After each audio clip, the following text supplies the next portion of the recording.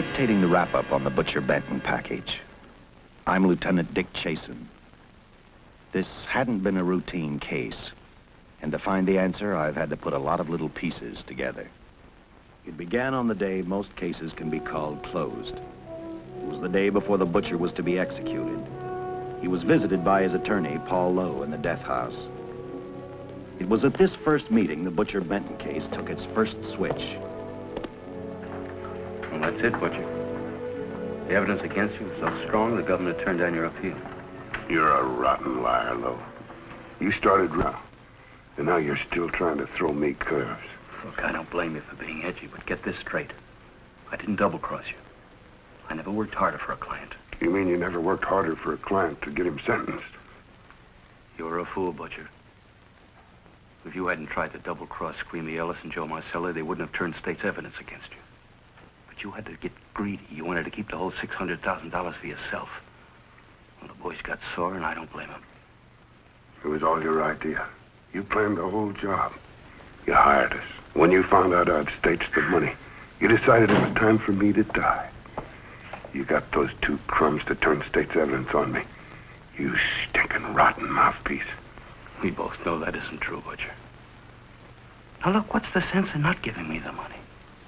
It's not going to do you any good. Well, I'll have the satisfaction of knowing that none of you three crumbs are going to spend it. What about Eva? Don't you owe her something? You tell me where the money is, I'll see that she gets your share. I've got a different idea. I'm going to kill you and Squeamy and Joe. Then I'll take care of Eva myself. You thick-headed ape, you're going to die tomorrow. Remember what I said.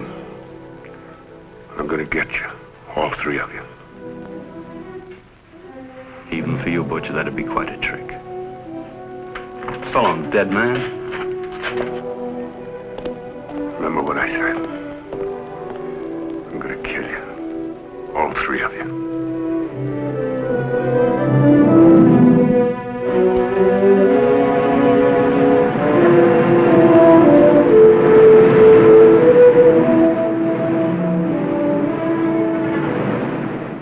Back in Los Angeles, two men sat in a bar room listening to a newscaster tell his headline story.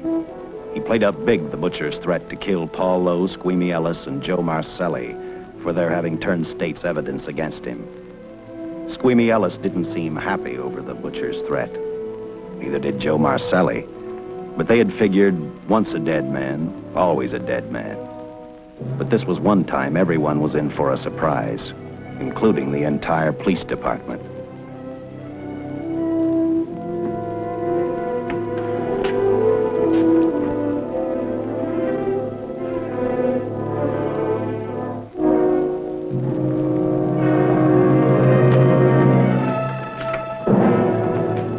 Seen the headlines, Captain?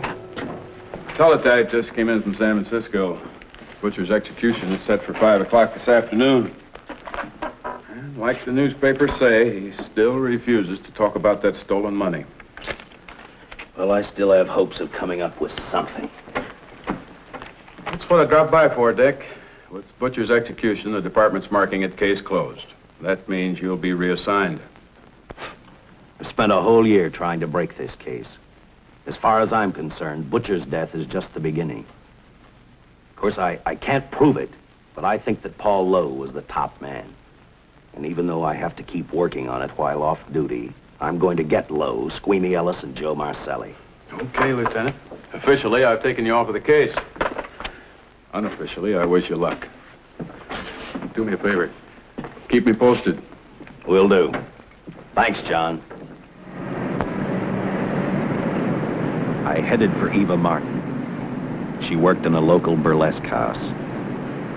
I'm a cop, and my job is to ask questions and get answers. So I decided I might as well start again with her.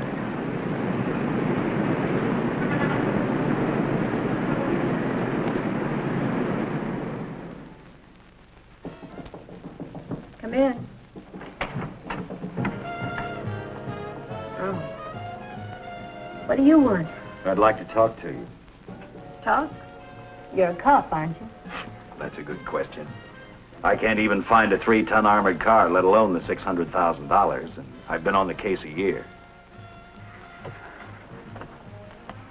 I've told you, and I've told you, and I've told you. I don't know anything about the money. I never did. Benton's gonna be dead in a little while. I thought it might make a difference. I never knew anything about the money. Call me dumb.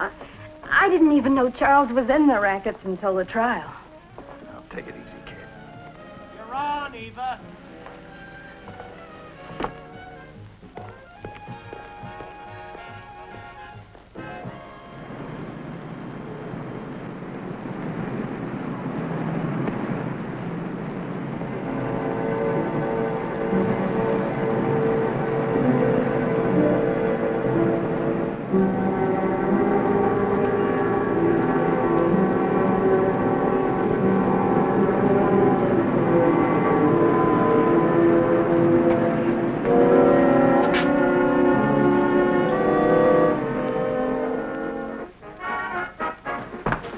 Honey, here's your wrap.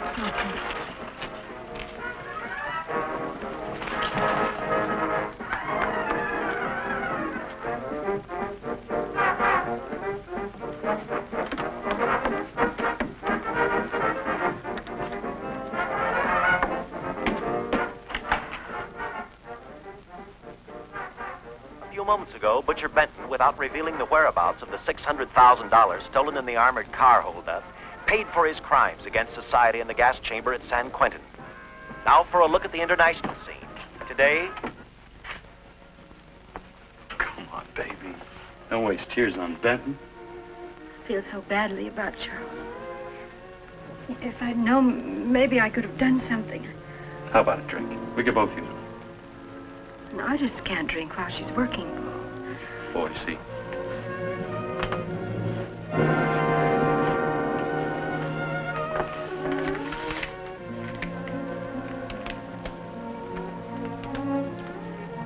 What's that? Well, now what's the matter? The message from Charles. He told me to open it if he died. Finale, Eva. All right. How about a steak after the show? No, thanks. Not tonight, Paul.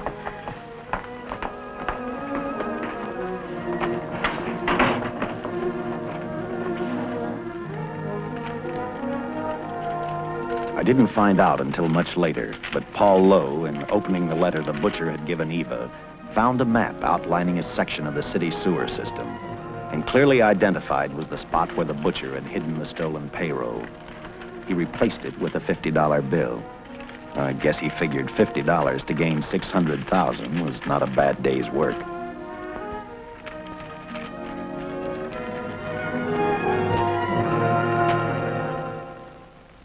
A few hundred miles away in San Francisco, the case took another switch, which turned the next 72 hours into one long, hideous nightmare. Dr. Bradshaw, a distinguished biochemist, was making preparations for a final experiment which he hoped would lead the way to a cure for cancer. He'd been successful with laboratory animals. The last step called for a human body. And Dr. Bradshaw's assistant quickly made a deal with a local mortuary and returned to the laboratory with the dead body of Butcher Benton.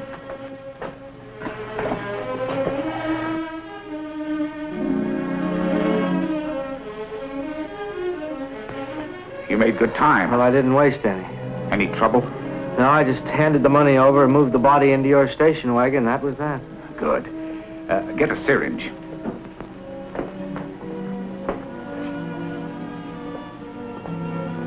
He's in good shape. Well, I hope so.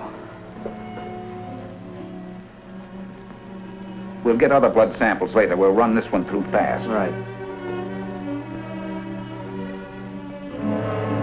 Now wheel him into the machine and then raise him. Right.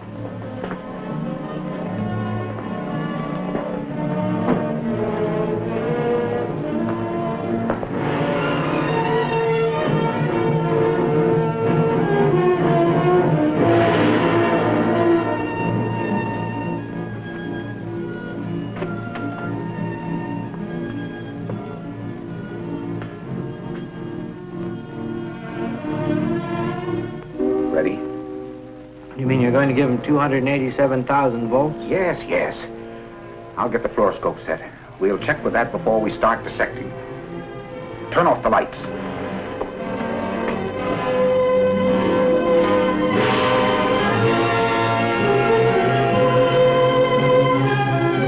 There you are, old boy.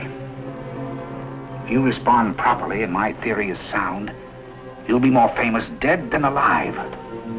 Throw the switch.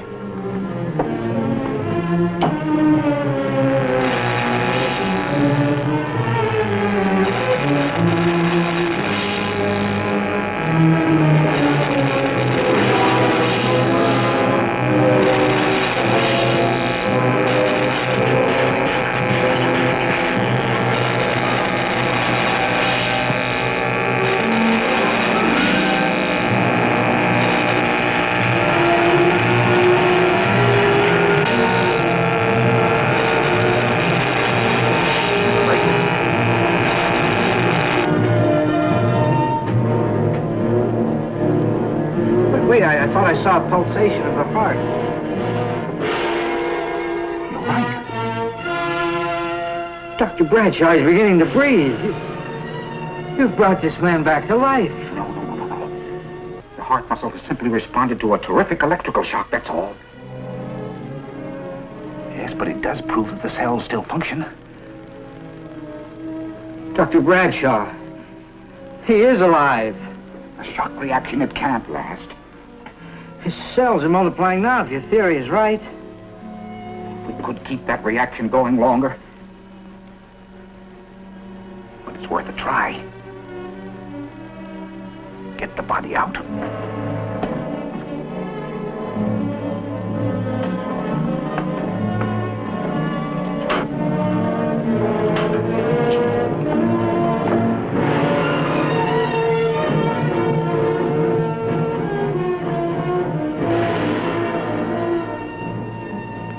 Get some adrenaline from the supply room. Some amyl nitrite, too. Hurry.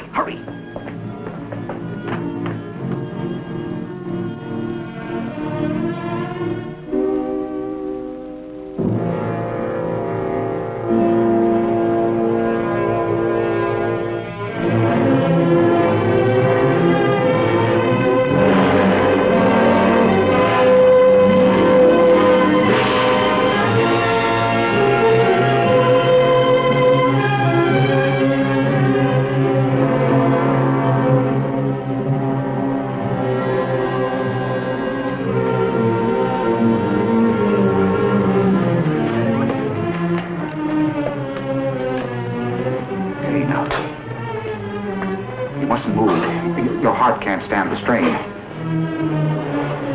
Now you must lie still. Please. Easy now. Easy. You must lie. Easy, please.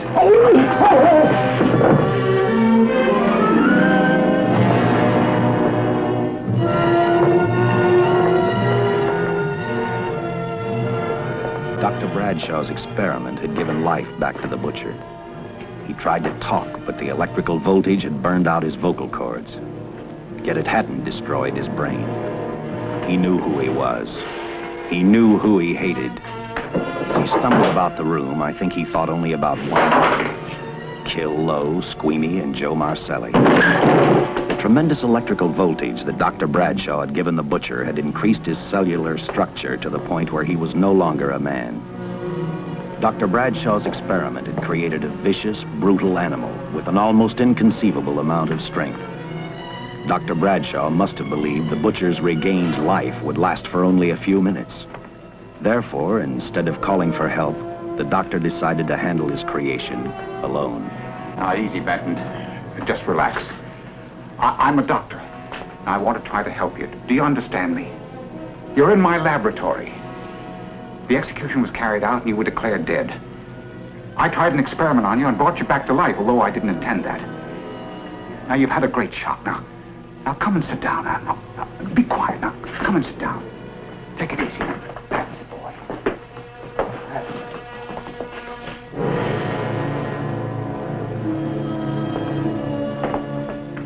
Careful. His reactions are violent. How do you explain this? Each cell must have multiplied 100 times. perhaps thousands. His strength is unbelievable. No, it's too late for the amyl nitrite. I want to get some blood samples, make some tests on him, find out what's happened. Get me a syringe.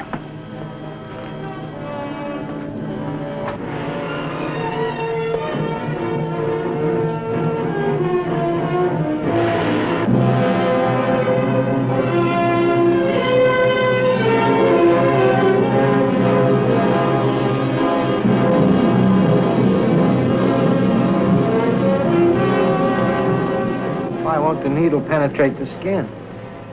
Tissue must be nearly a solid mass of cells. How are we going to get the blood sample? Surgically, perhaps.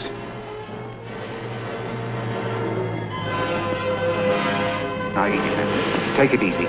You can't leave here now. I'm responsible for your being alive.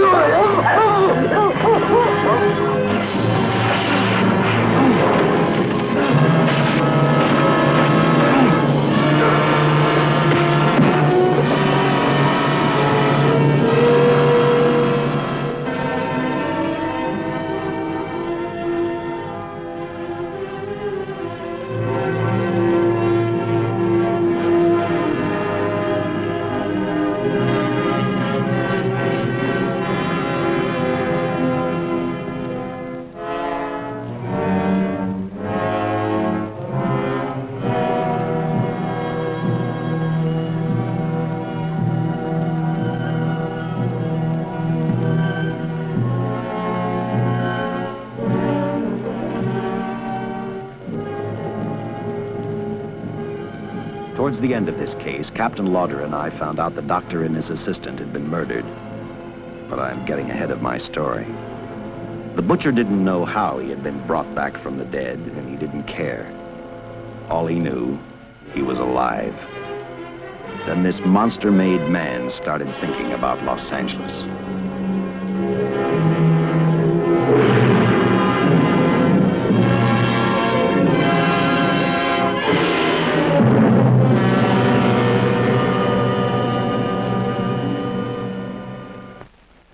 On that very in Los Angeles, I decided to stop playing detective for a little while.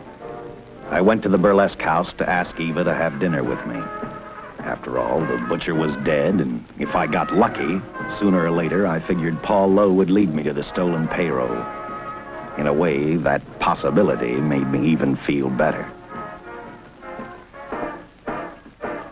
It's not fair to watch the show from backstage. Next time, I'll pay admission. I take it by that remark you like my routine. Yeah, you're pretty good. What I can't figure out, though, is why you stay in a place like this. It shouldn't be hard for someone like you to get a job in a class spot. If you weren't a detective, I'd be willing to bet with a line like that your next remark would be, how about dinner? Well, not exactly dinner, but a hamburger might be a good idea. If you're asking in an official capacity, I can't say no. I'm off duty. For the past 6 months, all I've ever called you is Lieutenant Chasen. Do you have a first name? Dick. Give me 10 minutes for a quick change, because you just made yourself a date, Lieutenant. I mean, Dick.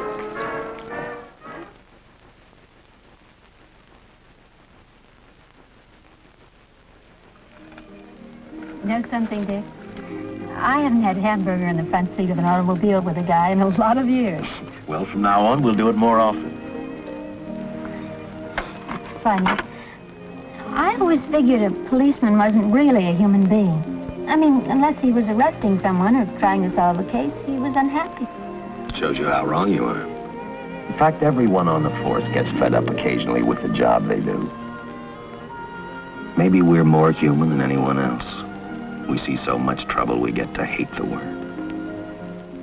But as long as the world's filled with people, there'll have to be men who enforce the laws.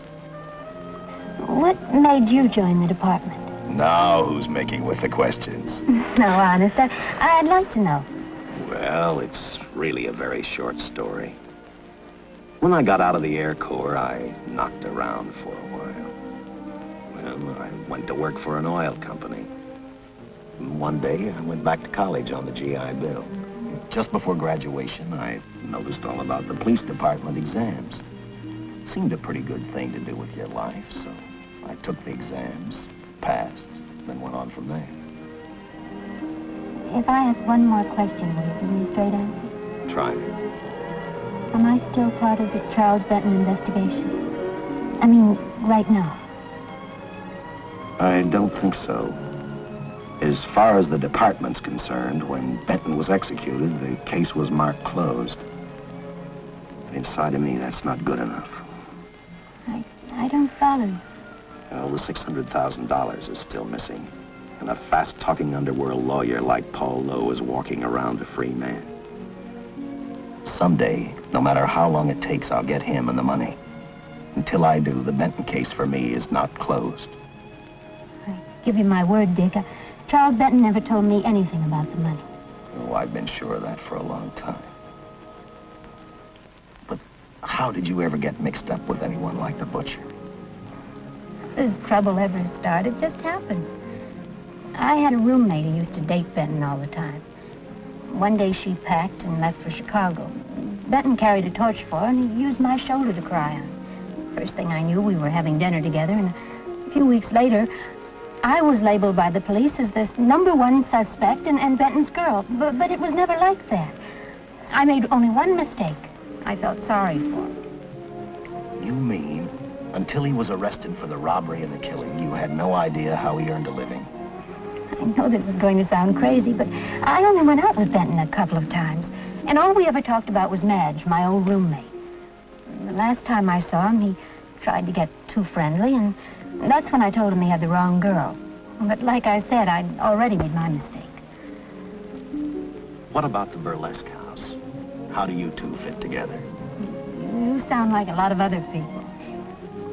I left a small town a couple of years ago because I won a beauty contest, and the first prize was a screen test. After which, nothing happened? That's right. Only, it was pretty rough. And then one day I read an ad about girls wanted for a burlesque show. I auditioned and I got the job. You know something?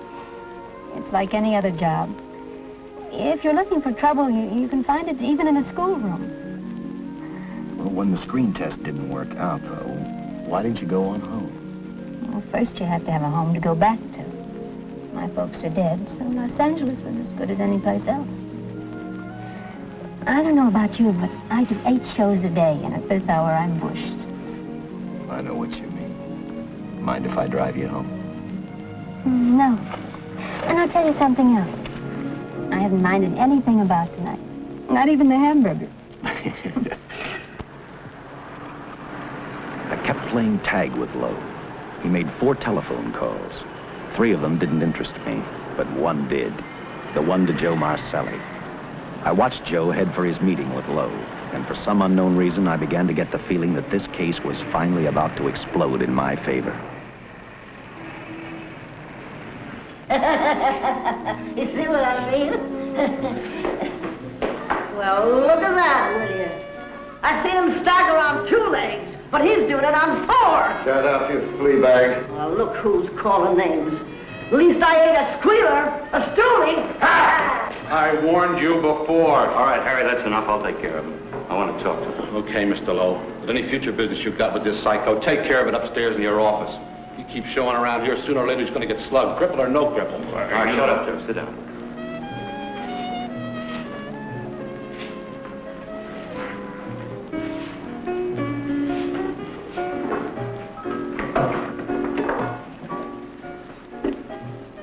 I need a shot. Bad. You'll get one after I talk to you. You sober enough to understand?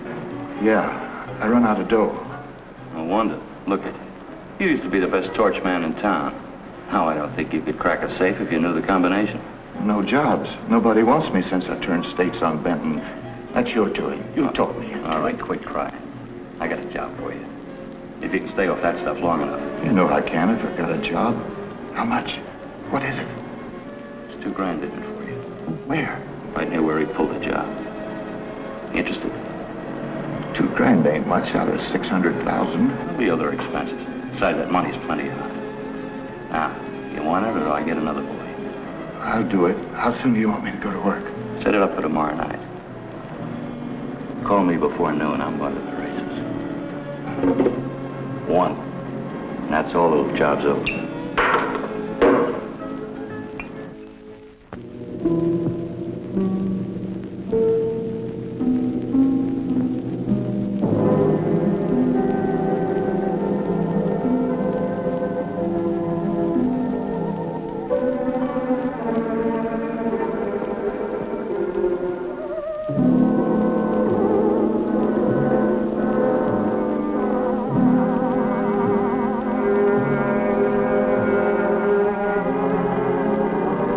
Was walking slowly toward Los Angeles. He'd traveled through wooded hills to prevent being seen by anyone. Finally, he came to a quiet road. He stopped to get his bearings. And then he saw her. He saw something else. An automobile. For the butcher, that rang a bell. With a car, he knew by the next afternoon he'd be in Los Angeles in plenty of time to catch up with the 3 men who had double-crossed him.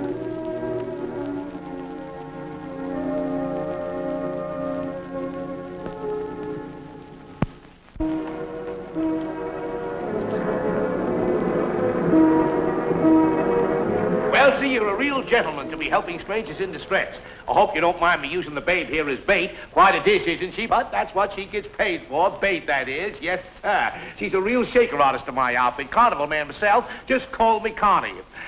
Yeah. Well, friend, we're in a little bit of difficulty here. Got a flat tire, brand new car, no tools in the back. Why, some of these dealers make my carnival grifters look like babes in the woods.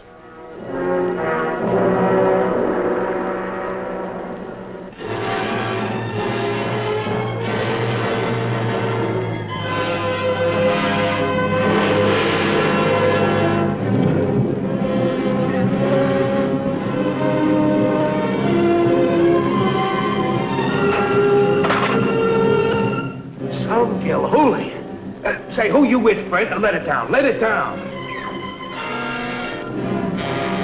No matter who you with, friend, believe me, I can do better for both of us. I'll make a fortune for the both of us. Oh!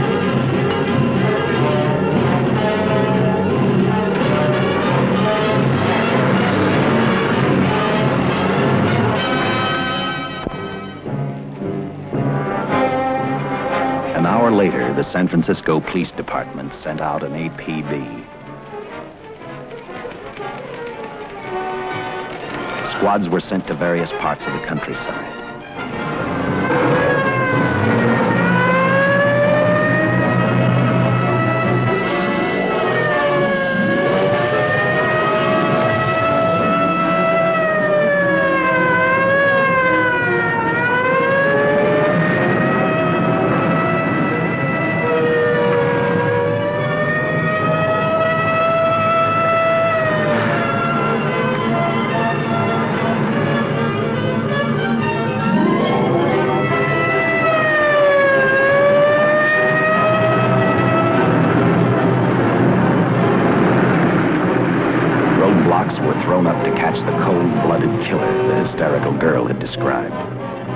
Each squad kept reporting back to Central Headquarters, and each of their stories was the same.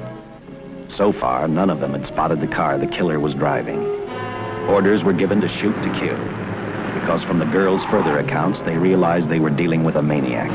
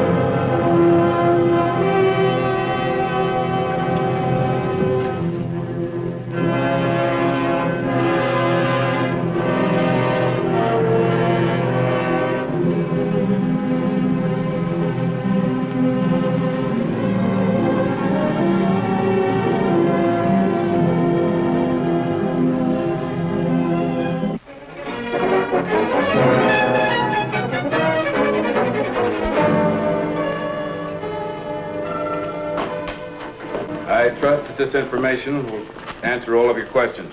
If I can be of any further service, let me know. Sincerely, J.I. Louder, Captain Police, L.A. Another all points from CHP, Captain.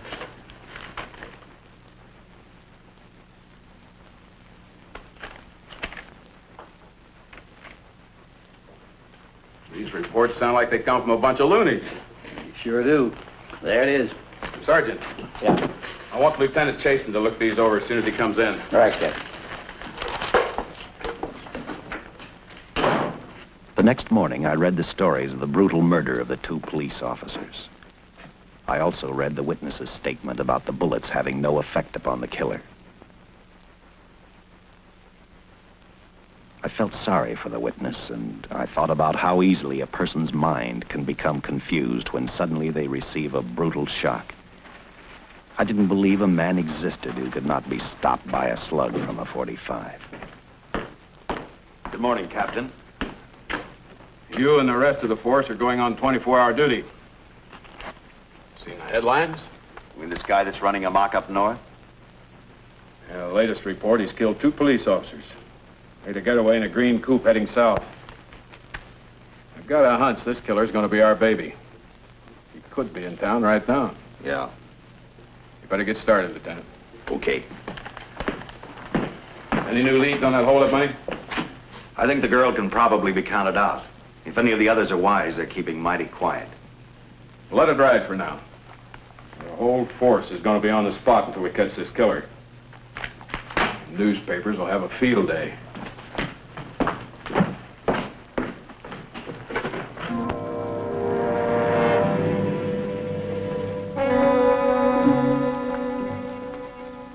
We were wrong about 2 things.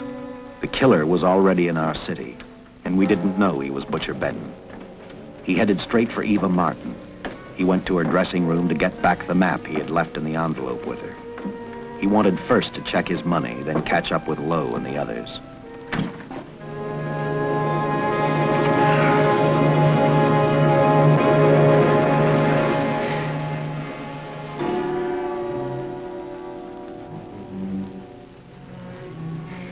Can't be.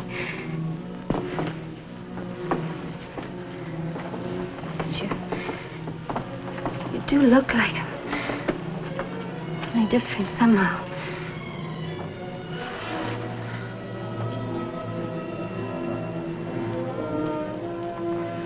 It is you. Why didn't somebody tell me? What's happened, Charles? Those look like bullet holes. Are they?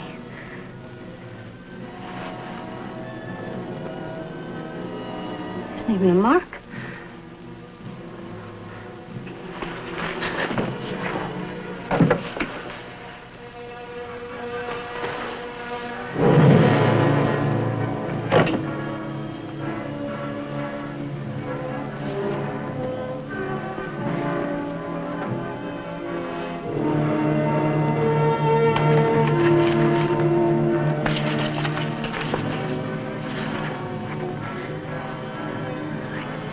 I opened it like you told me. I found the $50. I didn't know why you left him. Oh, Paul didn't know why he was here.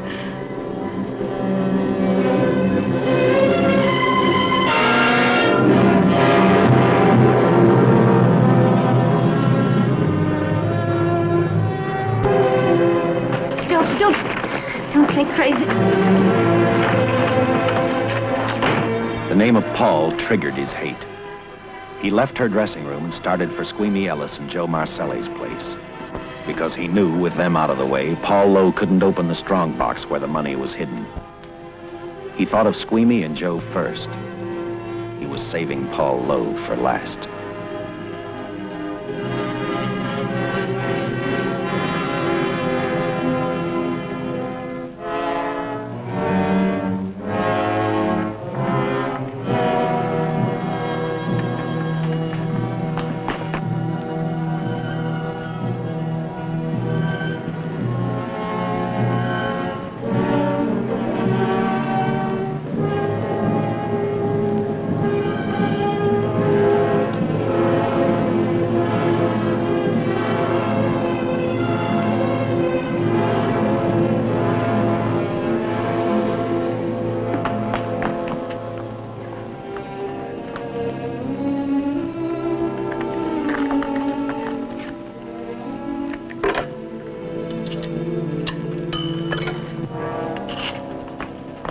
Eva, can I borrow your eyebrow pencil?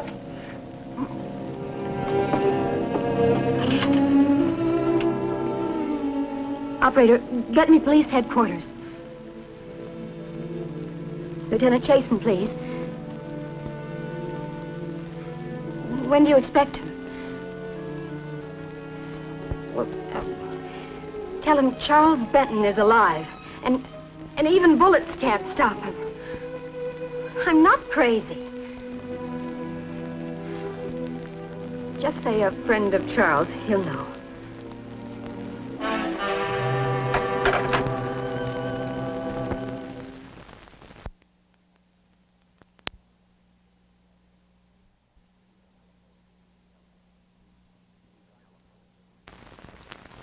Eva telephoned Squeamy Ellis.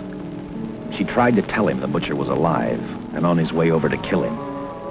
Squeamy didn't believe her, and in a way you couldn't blame him. Who in their right mind would believe a man had returned from the dead? What Squeamy actually believed was that the butcher, before his execution, had hired a killer to carry out his threat.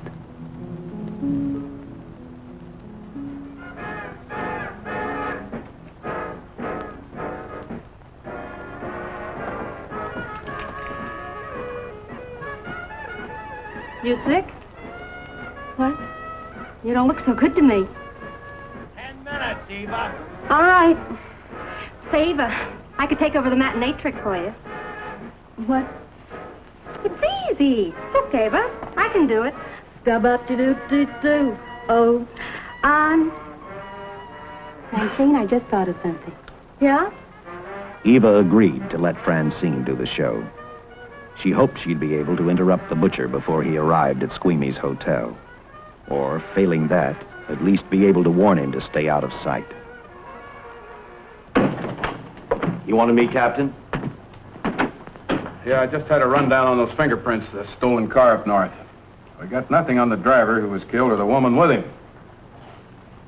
Take a good look at these. There's something funny about these. Yeah.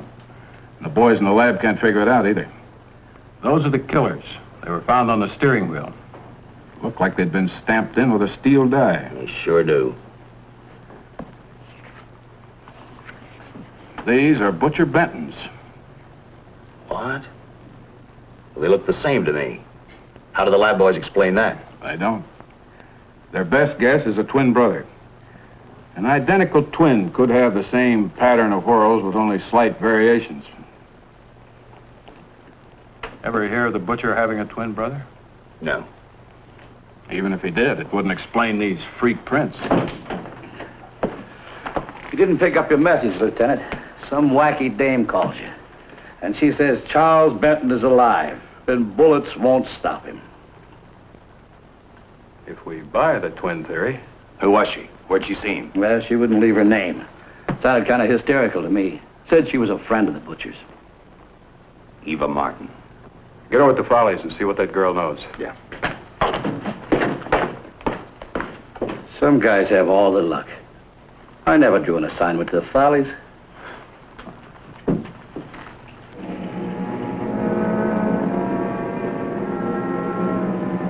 Meanwhile, the butcher headed for Squeamy's hotel. He didn't seem to be in any particular hurry. Actually, he seemed like any normal person, on his way to work or on his way home.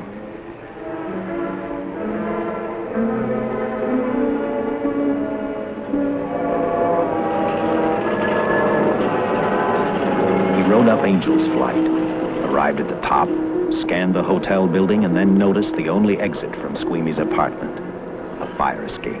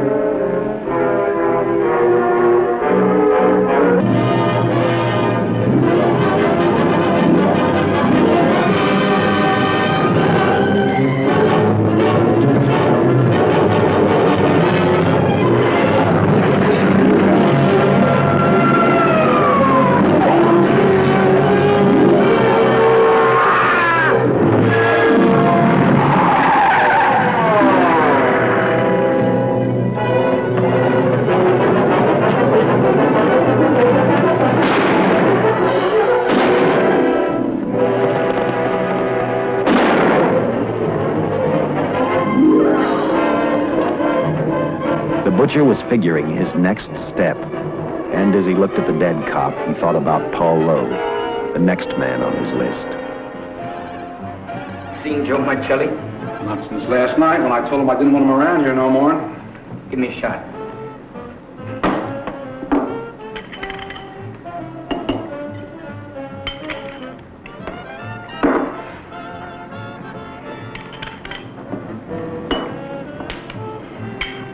Look, I need help. Just found out that Benton's hired a killer to get me. He's after Joe, too. Then drink up and get out. I don't want no trouble around my place. You're a real pal. Drink up and get out, I said.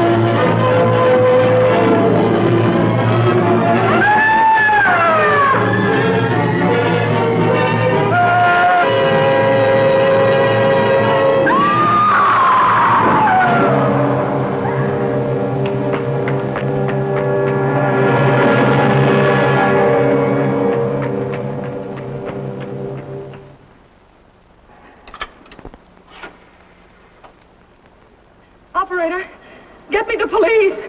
Police! Yes!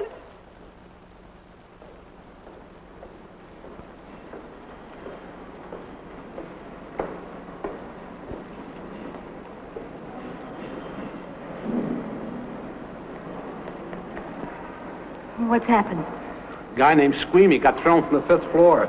He's deader than a mackerel. Customer of mine. You mean Squeamy Ellis? Yeah, that's it. Just Squeamy. No one else was killed. Ain't one enough?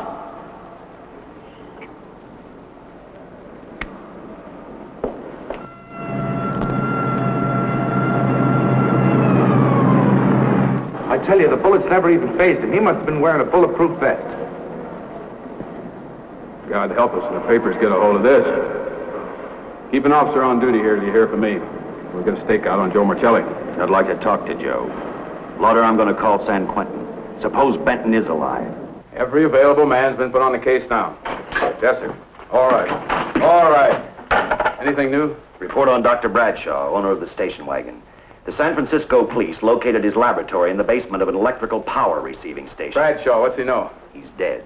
And another man, too, his assistant. The lab is a shambles. But now we're getting some action from San Francisco. Benton's body never arrived at the mortuary where it was supposed to go. An attendant there finally broke down, admitted he picked up some quick cash by handing the body over to a man he was unable to identify. The man was driving a station wagon. Blast it, man. The chief's on my neck, and the commissioners are on his, and the mayor's on theirs. Now, am I supposed to tell them that our killer is a dead man? They found a notebook in Bradshaw's lab. It ties his experiments in with a Professor Dwiggins at Caltech. I hope to hear from Dwiggins soon. Captain, report from the valley on a hysterical woman. Reports the presence of the killer. There's the location. Let's go.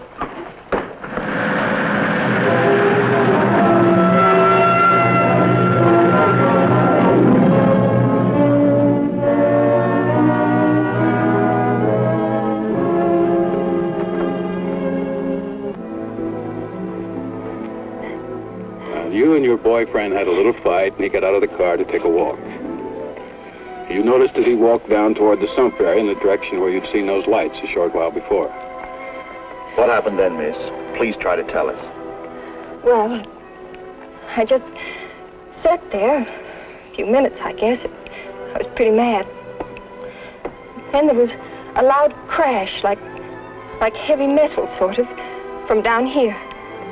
I got out of the car to get a better look. I heard Jimmy cry out something. I couldn't make out the words. Then down here, in a patch of light, was Jimmy. And coming toward him was this man. Big man. Lifted Jimmy up over his head like he didn't weigh a thing. Jimmy screamed. Just once, before he broke Jimmy's back. I heard it snap that far away. Then I started running till I found this house. They let me use the phone. Thank you, miss. We'll see that you get home right now. O'Malley, see that the young lady gets home all right. Paul Lowe, while driving to his office, heard a radio commentator report the murder of Joe Marcelli. And what shocked him most was when the broadcast identified the killer as possibly being the butcher. Lowe headed straight for Eva Martin at the Burlesque Theater. Oh, you gave me a start, Mr. Lowe. What are you doing here? Where's Eva? Oh, I'm taking her place. I'm going to wear her costumes. What's it to you? I asked you, where's Eva? Hey, don't get physical. Well, watch your tone of voice, Buster. I told you. Little Eva isn't here. I could see that for myself. Where is she? She's at police headquarters. That's where she is. Yes, sir. No, sir. Captain Lauder's still with the mayor. The killer dropped out of sight. He was last seen in the Hollywood area. Yes, sir. We know he's dangerous. Every angle's being covered. Yes, sir. I'll tell him.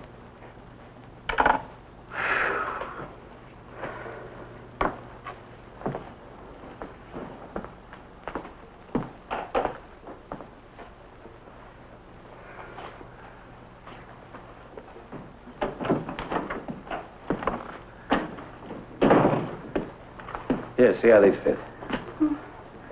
Low heels.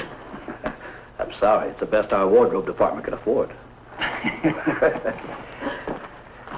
Any idea how soon the captain will be back? Now, look, I'm going to see the captain. I'll have to wait here all night. Oh. Oh, Charles killed Squeamy and Joe. Joe, too? Benton? He's alive. I saw him, but nobody will believe me. I'm checking it. My guess is whoever killed them is on the trail of the money, Lowe. Now, maybe you better start talking if you know anything about it. I don't know anything. Did the butcher have a brother? No brother. It was Charles. I saw the tattoo on his arm. Look, I demand police protection. Where's the money, Lowe? You heard me. I demand protection. I know my rights. We put stakeouts on your office and home. Well, that's not enough. It's enough as far as we're concerned.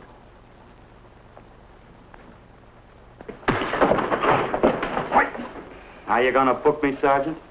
Then throw away the key.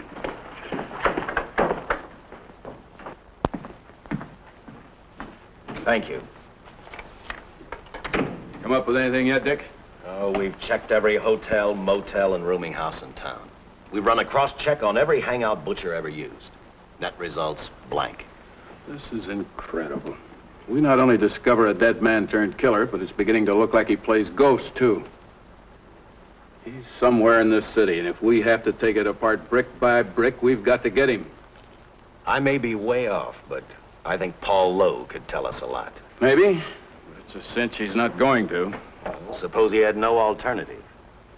You better grab some coffee. Your mind's beginning to play tricks on you. No, now, wait a minute. When Lowe came to us for police protection, it was because he was scared stiff the Butcher would add him to the list of Squeamy Ellis and Joe Marcelli. Go on. It figures, too. When he slugged the sergeant, he knew we'd book him right away. Oh, this Lowe's a pretty cute character. But we can play the same game. You mean we'll threaten to release him? Well, not exactly. You tell him you realize that he was excited, that throwing the punch was accidental. Tell him we're not going to make a charge, that he's completely released. Lieutenant, you know we can't do that. Lowell made his first mistake when he hit the sergeant, and that'll get him a year. As far as the department's concerned, at least it's a small victory. If my hunch is right, Lowe won't want to be on the streets with the Butcher looking for him. And he may talk, and talk a lot. Enough maybe for us to get rid of him permanently. Even lead us to the Butcher. If he's frightened enough, that might work. But if it doesn't... No, Dick, I'm not going to release him. I want him out of my way so bad I can taste it, but not bad enough to be responsible for getting him killed. The good thing about that, Captain, is the fact we know it, but Lowe doesn't. Let's give it a try. All right, Lowe. Come on out. I think you'll find everything in there. You're free to go, Mr. Lowell. Wait a minute. Who do you think you're kidding? You arrested me for assaulting an officer. Court, I'll plead guilty. With luck, I might get off with 6 months. For a lawyer, you're forgetting a very important point. If no charge is made, there's no trial. It was a tough day for everyone. We figured your nerves were on edge, and when you threw the punch, you didn't know what you were doing. I've squared everything with the sergeant. It's all over, all forgotten. Yeah? Why'd you bring a stenographer? Simply because I wanted a record of our conversation at the time of your release. Okay, Lowe, let's go. Oh, wait a minute. Once out on those streets and I'm a dead man. If you let me go, you'll be responsible for murder. Oh, come off it, Lowe. You're imagining things. You know the Butcher threatened to kill me. If you set me free, he'll do it. Well, that's just a risk we'll have to take. But the way I look at it, Mr. Lowell, you'll be okay. Look, Captain, I'll make a deal with you. You keep me here, and I'll tell you how to recover the money. Maybe even catch the Butcher. No deals, Lowell. You'd probably tell us anything just to stall for time. Come on, let's get out of here. Now, wait a minute. All right. I'll tell you the truth. Start taking this down. I, Paul Lowe, hired Butcher Benton, Squeamy Ellis, and Joe Marcelli to pull off the armored car holdup. And then Lowe continued with his confession. He told us about finding the map. He showed us the exact location of where the Butcher had hidden the stolen payroll. And he gave us a most important answer. The explanation as to how the Butcher was able to elude detection. His means of escape was the sewer system beneath our city.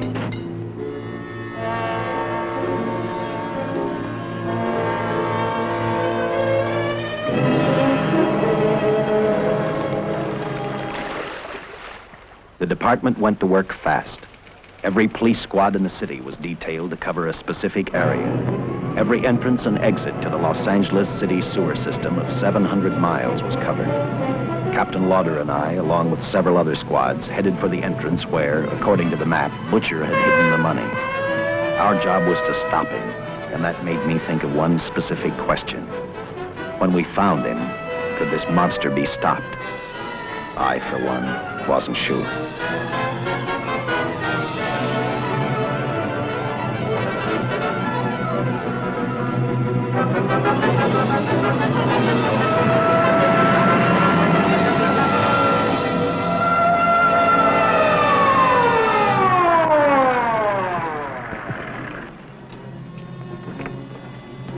Everything all set, Lieutenant?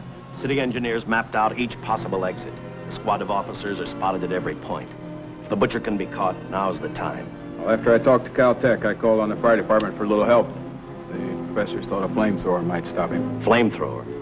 I suppose our boys have had a chance to join our squads by now. See, we have one with us here. Have you thought about what'll happen if this doesn't work?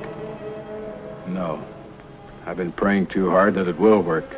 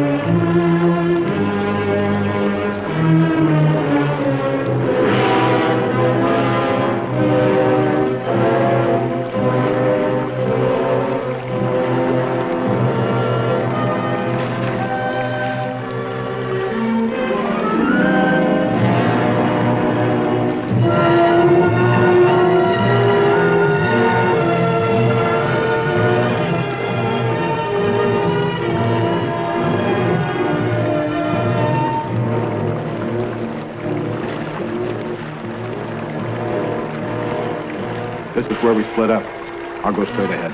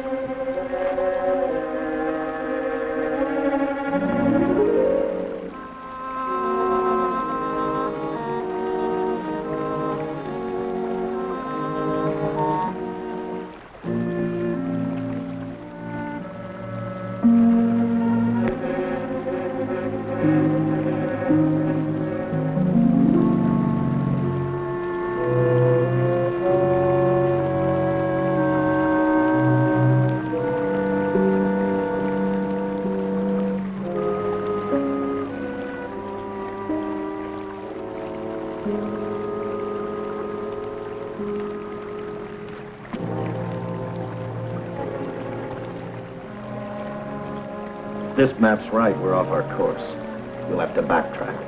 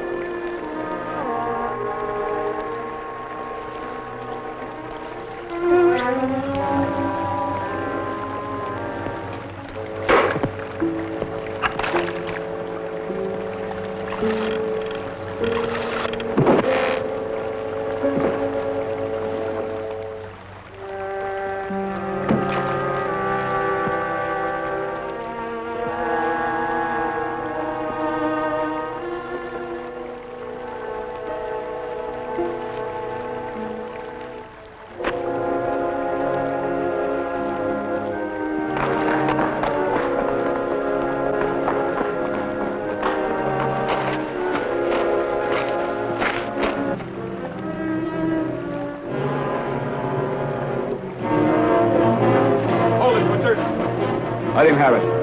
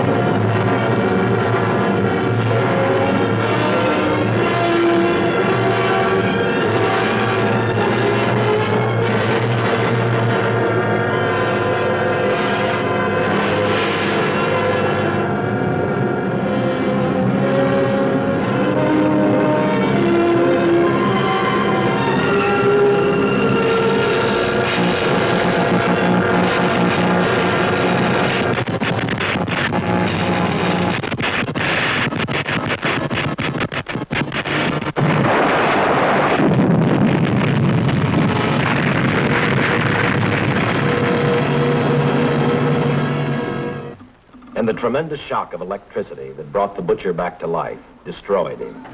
The $600,000 stolen in the armored truck robbery has been recovered. Case closed. Well, here are the scientist's comments for your records. I had to fill in a few spots with my own guesses, but I guess that's about the size of it. Did you get any sleep? Oh, some. Not much. How's the girl today? Well, I called the hospital about an hour ago. She'd gone. Gone? Where? She told them she was a working girl and that she'd been away from the job too long already. Quite a girl. Yeah. Say, how about that time off I've got coming? 48 hours, beginning right now. Just resting.